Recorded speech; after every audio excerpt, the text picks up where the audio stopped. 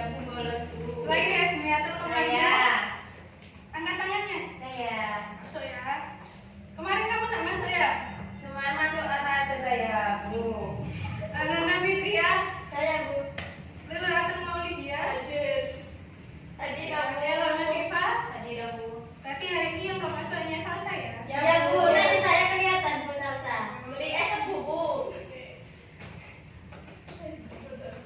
Kemarin kan kita pelajari tentang apa drama ya, sekilas pengetahuan kembali, mengingat kembali drama itu kan sebuah pementasan, kita sudah praktek. Nah, sekarang materi kita hari ini akan membahas tentang yang namanya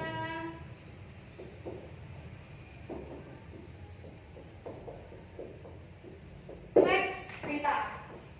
Kita kan sering ya menonton di media sosial, baik itu secara di online, di televisi, majalah. Kita sering melihat sebuah berita, baik itu sebuah cetak maupun ditayangkan di televisi. Nah, menurut kalian berita itu apa?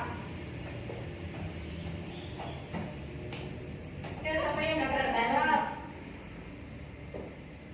Berita itu Informasi. kegiatan jurnalistik yang Apa itu Bu? diim- Udah jelas Bu. Ya, nanti ibu jelaskan ya. Ya. Yang diinformasikan secara aktual. Jadi informasi yang disampaikan itu aktual. Yang dimaksud dengan aktual itu yaitu beritanya baru-baru terjadi. Tidak boleh beritanya atau informasinya peristiwa itu sudah terjadi 2 minggu yang lalu, jurnalistik baru menyampaikan hari ini. Itu namanya tidak faktual atau tidak aktual. Selain aktual apalagi harus apa? Sesuai fakta dan narasumbernya harus jelas. Jangan hanya berdasarkan gosip. Itu tidak boleh. Nah, di dalam berita itu ada ciri-cirinya. Jadi yang bisa masuk ke dalam kategori berita itu adalah ciri-ciri teks berita. Yang pertama, ada apa? Ayo siapa yang tahu? Yang pertama itu adalah bukan opini. Yang dimaksud opini itu apa? Bukan fakta. Palsu. Opini itu adalah pendapat pribadi. Jadi kita tidak boleh memberitakan berdasarkan pendapat kita tentang atau peristiwa tentang kejadian COVID-19. Kita menyampaikannya seperti ini. Menurut saya itu merupakan suatu kejadian yang sangat tidak valuable. Nah, itu tidak boleh. Kenapa? Karena kita menyampaikan pendapat kita, bukan menyampaikan faktanya. Kemudian yang kedua itu ada judulnya itu mewakili isi berita. Contohnya apa? Misalkan ada majalah cetak yang menceritakan kejadian pembunuhan. Jadi dikatakan dengan jelas pembunuhan terjadi di daerah titik. Nah, berarti kan ini jelas beritanya tentang apa? Tentang pembunuhan. Baru nanti dijelaskan siapa yang dibunuh dan masuk ke dalam ciri-ciri ketiga yaitu adanya adik Simba. Apa ini adik Simba? A. Apa? Di mana? Di mana? Kapan? Kapan? Siapa? Mengapa? Bagaimana?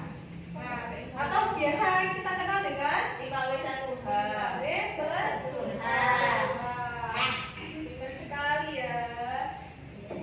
Kemudian yang keempat, berita yang disampaikan itu secara urut, berurutan. Yang pertama, misalkan telah terjadi pembunuhan di mana? Di daerah Pasuruan.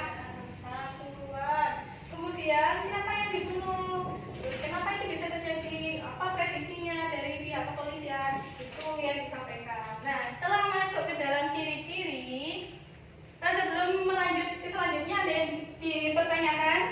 Tidak. Nanti kita lanjutkan, langsung kita lanjutkan tuh. Struktur berita. Di sini kita bahas tentang struktur dari teks berita.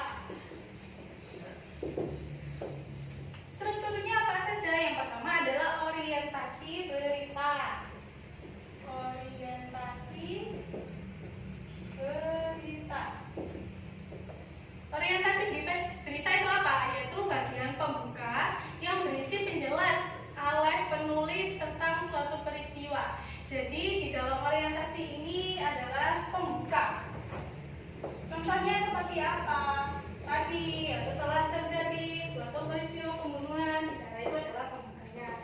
Kemudian yang kedua ada yang namanya peristiwa. Peristiwanya itu terjadi di mana? Apakah itu memang benar-benar terjadi? Yaitu sudah adanya investigasi. Kemudian sumber berita, yaitu adanya wawancara. Jadi sebelum melakukan atau menyampaikan sebuah berita harus adanya sumber dulu, baru bisa disampaikan dengan strukturnya yang ada di sini. Kemudian selain ada struktur, ada jenis teks berita. Sama dengan drama kemarin kan juga ada jenis-jenisnya ya. Di teks berita ini juga ada jenisnya. Oke, kita bahas ya. Jenis teks berita. Jenis teks berita itu ada apa saja? Yang pertama adalah straight news atau biasa disebut dengan berita langsung. Berita langsung ini adalah siaran yang disampaikan secara langsung. Seperti kita kan biasa lihat di televisi itu kan ada CNN ya. Kalian tahu CNN kan? Misalkan ada hari raya. Hari raya itu masih biasanya ada mudik ya. Pasti jalan raya atau jalan tol itu penuh macet. Nah di situ kan ada jurnalis yang menyampaikan kabar terkini kalau di situ sedang terjadi macet daerah sini sampai daerah sini sampai berapa kilometer. Itu berita langsung. Kemudian ada berita mendalam atau deep news.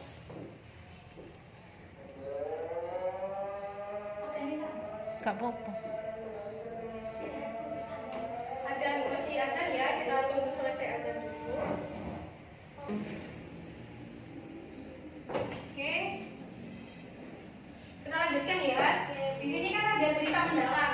Berita mendalam ini menyampaikan berita yang benar-benar sudah terjadi investigasi atau menyampaikan suatu peristiwa yang sangat penting. Berita mendalam ini juga bisa harus dipikirkan apa dampak atau efek bagi penyiarnya jika menyampaikan berita ini. Contohnya seperti apa? Yang berakibat fatal jika ada kesalahan dalam menyampaikan. Contohnya adalah sebuah kasus, misalkan kalian ingat kasus teroris yang ada di salah satu kafe itu, yang sempat viral di televisi. Nah, itu kan ada gabungan ya antara berita langsung dan berita mendalam. Nah, sebelum menyampaikan, setelah disampaikan berita langsungnya, pasti kan ada investigasi. Nah, hasil dari investigasi itu adalah tugas dari seorang jurnalis menyampaikan. Untuk berita mendalam ini harus dilaksanakan dengan teliti karena dampaknya juga sangat besar bagi pembaca maupun bagi penyiarnya. Kemudian ada opinion news atau berita opini. Loh, kok bisa ada berita opini? Katanya nggak boleh menyampaikan berita dengan opini. Nah, beda ya. Kalau yang disampaikan di sini bukan opini, maksudnya adalah pendapatnya secara pribadi. Tapi kalau ini berita opini, misalnya kita melakukan wawancara dan narasumbernya menyampaikan ini pendapatnya tentang peristiwa tersebut. Nah, kita menyampaikan opini tersebut yang dikemas melalui berita. Seperti itu. Tahu ya perbedaannya ya. Kemudian masuk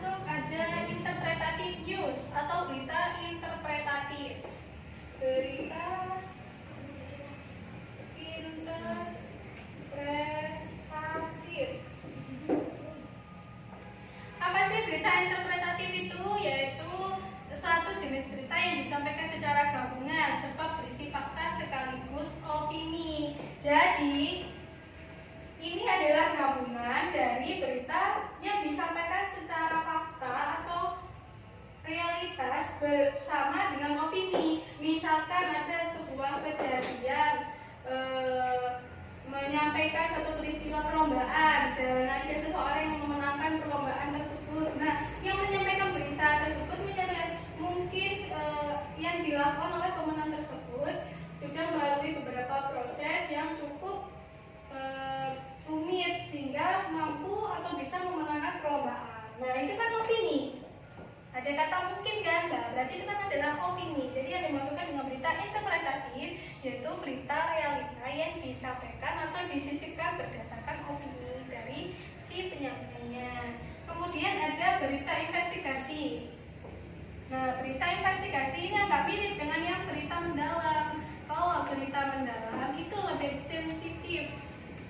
Kalau yang investigasi ini adalah menyampaikan proses, yaitu berita menyampaikan proses jalannya investigasi suatu peristiwa. Ada yang ingin ditanyakan? Ya, Bu. Ya, silakan. Bagaimana cara membedakan berita yang opini sama yang faktual? Nah, berita opini dan berita aktual. Oke, dengarkan ya. Kalau berita opini, pertama, jadi itu apa? Yaitu menyampaikan peristiwa yang sudah terjadi, namun disisipkan pendapat. Pendapatnya bisa berupa apa? Dari mana? Dari narasumbernya. Misalkan saya sedang wawancara dengan narasumber nih. Saya bertanya, kenapa ini bisa terjadi banjir? Katakanlah masalahnya tentang banjir. Iya, ini banyak masyarakat yang membuang sampah sembarangan. Mungkin karena itu menyebabkan atau tersumbatnya sungai jadilah banjir. Nah, itu kan opini. Siapa tahu mungkin karena ada memang hal lain selain karena hal tersebut. Nah, kan belum dilaksanakan investigasi, langsung dijadikan sebuah opini. Nah, itu adalah berita opini. Kalau berita aktual, berita yang katakanlah baru maksimal itu adalah 2 hari. 2 hari setelah terjadinya peristiwa atau pada saat peristiwa itu terjadi disampaikan. Seperti itu. Jadi misalkan ada peristiwa kejadian pembegalan terjadinya hari ini, kita bisa menyampaikan hari itu juga atau maksimal 2 hari setelahnya, setelah melakukan ini berita investigasi, setelah menyampaikan telah terjadi peristiwa pembegalan di daerah ini, penyebabnya adalah ini, dan anaknya ini, korbannya ini, yang mencakup ini. Nanti sehingga 5 hari. Kalau yang opini tidak perlu adanya ini, karena apa? Karena hanya sebuah opini. Jadi apakah bisa dimengerti? Bisa, Bu. Ya, terima kasih. Itu yang lain ada yang mau ditanyakan lagi? Tidak. Baik, untuk agar kita bisa memahami lebih lanjut tentang materi ini, nanti Ibu akan berikan soalnya ya. Nanti Nanda, ketua kelasnya, bisa ke ruang guru ambil soalnya ya dan kerjakan. Waktunya fleksibel. Kalau ada yang tidak bisa silakan ditanyakan, tapi tidak boleh terlambat mengumpulkan. Ibu juga sampai 2 hari saja ya. Kalian bisa mengirimnya secara langsung hard copy atau soft copy melalui internet. Seperti biasa. Terima kasih untuk hari ini.